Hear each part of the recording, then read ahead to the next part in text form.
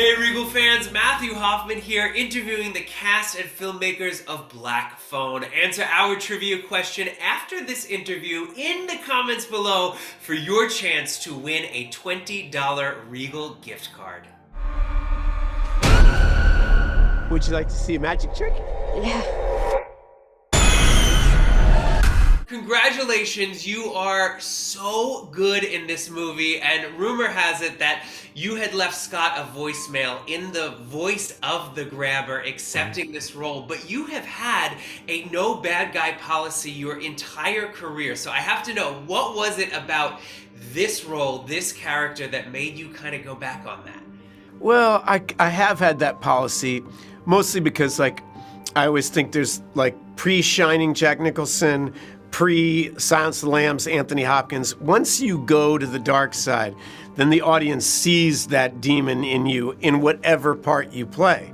You can't get them to unsee Hannibal Lecter, right? He could play the nicest grandpa in the world, and a part of us is like, when are you gonna eat that child? So you have to do it for somebody that it's worth doing for, and I'd had such a good experience with Scott Derrickson on Sinister. I felt safe, and also, hell, I've been acting since I was 13, and I was about to turn 50, and I never played a villain. It seemed like, well, time to change the roadmap. I made you some breakfast. What'd you put in that? Salt and pepper. I remember he told me, he said, I don't really play villains. You know, he said, it would have to be a Jack Nicholson in The Shining kind of good for me to do it. And then he read the script, and when I woke up the next morning, that voicemail of him in the grabber's voice saying one of the lines from the script was there. And that was his way, of course, of telling me he was going to do it. I'll be home in the morning. Where you going? I'm staying over at Susie's tonight. What's new? The flyer. The papers call him the grabber. I wish you wouldn't call him that.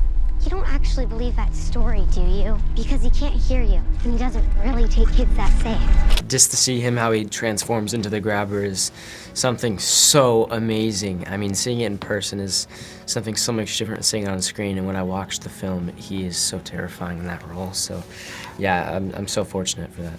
All know there is no movie like a Blumhouse movie. What was it like for you collaborating with Jason on this insanity? The thing that separates Jason is he loves what he does, and he loves filmmakers, and he doesn't want to be anywhere than where he is. Coming back to Blumhouse was great. Jason is my closest friend in the business. He and I are genuinely good friends. And we became good friends because the experience in Sinister was so positive. He's a very creatively protective producer.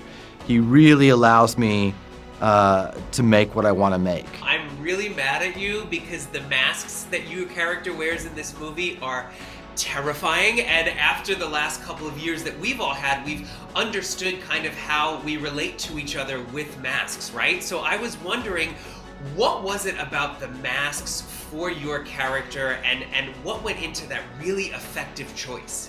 The mask constantly changes, which was a great idea. It's kind of both consistent, but always shape-changing, what part of my face you can see and can't see, so it becomes kind of a dance with the audience. We have to talk about the basement, because I was struck how the basement is basically its own character in the Exactly, movie. yeah. That's what I loved so much about it, you know? You can just look at like one little lamp in a corner and just know what's gone on here, which I loved so much about everything in this film. Is even, you know, because it's based in the 70s, the props are amazing, and I feel like the basement, just so as much as the grabber's mask, just tells a story without saying anything. Watching it, it seemed so big at times, and then so claustrophobic. Exactly. Yeah, that's what I thought was so weird, because when we were looking at all the sound stages and everything, The I room saw the itself basement. is huge. It's huge. It's gigantic. But then when you see the movie, it looks so small. I saw it in a theater, and there is nothing like that feeling. Like the very first scare in this movie, everyone lost their minds, but then it's followed by this nervous laughter because everyone's kind of embarrassed and angry that you got them, you know? Can you speak to me about the importance of seeing a Blumhouse film like this on the big screen and that moment of community? I mean, there's a real theme to this movie that's really beautiful. I've never seen a horror movie that has a heart of gold like this, you know? When you set things inside a genre that makes it so fun, and being in a movie theater with people and having a collective shared experience, the scares are greater, the laughter's bigger, the love is more. All right, it is time for our trivia question of the week. Here we go. The Black Phone is based on the book of the same title written by Joe Hill. Joe Hill is the son of which American author dubbed the King of Horror? Answer the question in the comments below for your chance to win a $20 gift card. Thanks so much for watching, guys, and good luck.